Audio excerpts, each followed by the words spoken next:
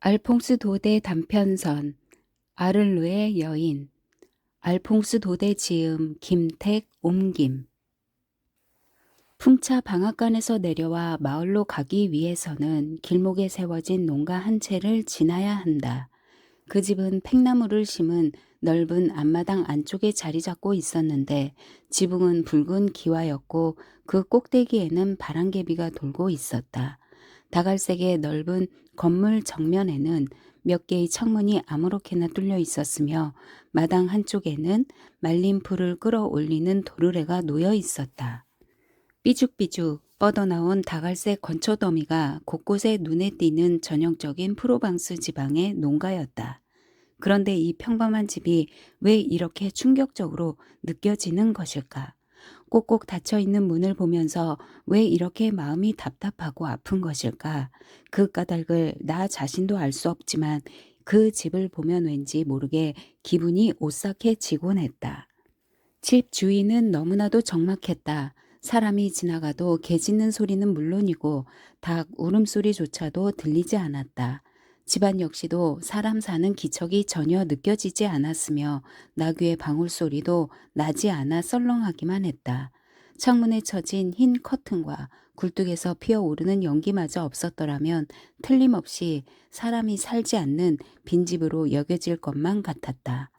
어제 정오 무렵 마을에서 집으로 돌아오던 나는 뜨거운 햇살을 피하기 위해 그 집 울타리를 따라 팽나무 그늘 아래로 걸어오고 있었다. 그때 그 집의 앞길에서는 하인들이 마른 풀을 마차에 싣는 일을 막 끝낸 참이었다. 때문에 그 집 대문이 활짝 열려 있어서 나는 그 앞을 지나치면서 힐끗 집안을 들여다보았다. 뜰 안쪽에는 돌로 만든 커다란 테이블이 놓여 있었는데 몸집이 크고 머리가 백발인 노인이 그 테이블 위에 팔꿈치를 꿰고 머리를 감싼 채 앉아 있는 것이 보였다. 그는 짧은 윗도리에 너덜너덜해진 반바지를 입고 있었다. 내가 가던 길을 멈춰서자 하인 중에 한 명이 내게 다가와 나직한 목소리로 속삭이듯이 말했다. 쉿, 조용히 하세요. 저분이 저희 주인 어르신입니다. 큰아드님이 불행한 일을 당한 뒤로는 언제나 저런 모습으로 계시지요. 때마침 검은 상복을 입은 부인과 사내 아이가 우리 옆을 지나 집 안으로 들어갔다. 부인은 금박을 두른 두꺼운 성경책을 들고 있었다. 그들이 지나가자 하인이 덧붙여 말했다. 주인마님과 작은 아드님이세요. 미사를 보고 돌아오는 길이지요. 큰아드님이 자살한 뒤론 매일 저렇게 미사에 참석하고 계시답니다. 아, 정말이지 가슴 아픈 일이 아닐 수 없지요. 주인 어른은 죽은 아드님의 옷을 저렇게 지금껏 입고 계시면서 한사코 벗으려고 하지 않으세요. 이랴, 워워. 하인이 말에 채찍질을 하자 마차가 서서히 움직이기 시작했다. 나는 좀 더 자세한 이야기를 듣고 싶어서 그의 옆자리에 앉게 해달라고 부탁했다. 그리하여 나는 마차의 건초더미 위에서 가슴 아픈 이야기의 자초지종을 듣게 되었다. 그 집 큰 아들의 이름은 장이었다. 그는 계집애처럼 온순했지만 씩씩하고 밝은 생김새를 지닌 20살의 훌륭한 청년이었다. 그는 잘생긴 외모 덕분에 많은 여자들의 시선을 끌었다. 하지만 그의 마음속에는 오로지 한 여인만이 자리 잡고 있을 뿐이었다. 언젠가 아를레의 투기장에서 비로드와 레이스로 몸을 단정한 한 여인을 만났는데 그날 이후 그 여인이 그의 뇌리에 박혀 떠나질 않았던 것이다. 하지만 그의 집에서는 이들의 관계를 달갑게 여기지 않았다고 한다. 여자의 행실이 바르지 않다는 소문이 떠돌았을 뿐 아니라 그녀의 부모 또한 이 고장 사람이 아니었기 때문이다. 그러나 장은 오직 아를레의 여인인 그녀와 결혼하겠다고 굳게 결심하고 있었다. 그녀와 결혼하지 못하면 난 차라리 죽어버릴 테야. 그는 늘 이런 식으로 행동했다고 한다. 장의 부모는 아들의 마음을 도무지 돌릴 수 없음을 깨닫고 추수가 끝나는 대로 그 처녀와 결혼시켜 주어야겠다고 마음먹었다. 그러던 어느 일요일 저녁 집안 사람들이 그 집의 앞마당에 모여 저녁 식사를 하고 있을 때였다. 마치 결혼 축하연이라도 하는 것처럼 분위기가 들떠 있었다. 신부는 참석하지 않았지만 사람들은 모두 신부를 위해 축배를 들었다. 이때 한 사나이가 대문으로 들어섰다. 그는 몹시 떨리는 목소리로 주인 어른께 드릴 말씀이 있으니 만나달라고 간청했다. 주인 어른인 에스테브는 자리에서 일어나 사나이가 있는 쪽으로 다가갔다. 영감님, 영감님은 지금 2년 동안이나 저와 관계를 가져온 여자를 아드님과 결혼시키려고 하십니다. 제 말은 모두 사실입니다. 증거가 될 만한 편지도 여기 있습니다. 그녀의 부모님도 우리 관계를 이미 알고 있으며 내게 딸을 주겠다는 약속까지 했습니다. 그런데 영감님의 아들이 그녀에게 청혼한 뒤부터 그들의 태도가 돌변하고 말았습니다.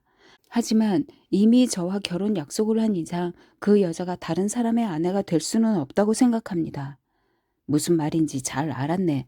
자, 들어가서 포도주나 한 잔 마시고 가게. 에스테브 영감은 그 사나이가 증거로 가지고 온 편지를 다 읽고 나서 이렇게 말했다. 말씀은 고맙지만 지금 저는 술 마실 기분이 아닙니다. 가슴이 너무 아파서 숨이 막힐 것만 같습니다. 사나이는 정중하게 거절한 후 돌아갔다. 다시 식탁으로 돌아온 에스테브 영감은 별 다른 기색을 보이지 않았으며 사람들은 즐거운 분위기에서 식사를 마쳤다. 식사가 끝난 후 에스테브 영감은 큰아들과 같이 산책을 나갔다. 그들은 한참이 지나서야 돌아왔고 주인 마님은 그때까지 그들을 기다리고 있었다. 여보, 이 녀석에게 키스라도 좀 해주구려. 가엾은 녀석 같으니라고. 산책에서 돌아온 에스테브 영감이 부인에게 말했다. 장은 그 뒤로 아를레의 여자 이야기를 입에 올리지 않았다. 그러나 그는 여전히 그녀를 사랑했다. 그녀가 다른 남자의 여자라는 사실을 안 뒤로 오히려 더 깊게 사랑하는 것 같았다. 하지만 자존심이 강한 그는 자기 감정을 좀처럼 드러내지 않았다. 결국 그의 이러한 성격이 그를 자살로 내몰고 말았지만 그는 여러 날 동안 하루 종일 꼼짝하지 않고 방에만 틀어박혀 있었다. 그러다가도 어떤 날은 미친 사람처럼 들에 나가 날품팔이 일꾼 10사람 몫을 해치우기도 했다. 그리고 해가 지면 아를르 쪽으로 걸음을 옮겨 시내의 뾰족한 종탑이 보이는 데까지 갔다가 되돌아오곤 했다. 결코 그 이상은 가지 않았다. 이렇게 항상 쓸쓸하게 홀로 지내고 있는 그를 보고 가족들은 어찌해야 좋을지 몰라서 안절부절 못했다. 왠지 무슨 일이 일어날 것만 같아 두려워하고 있었던 것이다. 그러던 어느 날 그의 어머니는 식사 중에 눈물이 가득 고인 아들을 바라보며 말했다. 얘야, 애미 말 좀 들어봐라. 내가 정 그렇게 그 여자를 잊지 못하겠으면 그 여자와 결혼을 시켜주마. 옆에서 그 말을 듣고 있던 아버지는 얼굴을 붉히면서 얼른 고개를 돌려버렸고 장은 싫다는 표시로 고개를 흔들며 밖으로 나가고 말았다. 그날부터 장의 태도가 확 바뀌었다. 부모님의 마음을 편하게 해드리기 위해 일부러 명랑한 채 하며 지냈다. 예전처럼 마을의 무도회에도 참석하는가 하면 술집에서 마을 청년들과 술을 마시기도 했다. 그런가 하면 마을의 축제 때 파랑돌, 프랑스 지방의 춤에 앞장을 서기도 했다. 이제 저 애가 마음을 잡은 모양이야. 에스테브 영감은 이렇게 말했지만 주인 마님은 여전히 마음을 놓지 못하고 아들의 행동에 주의를 기울였다. 장은 동생과 함께 누에치는 방 옆에 붙어 있는 침실에서 잠을 잤다. 불안한 어머니는 밤중에 누에를 돌보아 주어야 한다는 구실로 그 옆방에다 잠자리를 마련하고 수시로 아들을 들여다보았다. 농촌 지주들의 수호신인 성 엘라의 축제일이 왔다. 그날은 마을 전체가 잔치 분위기였다.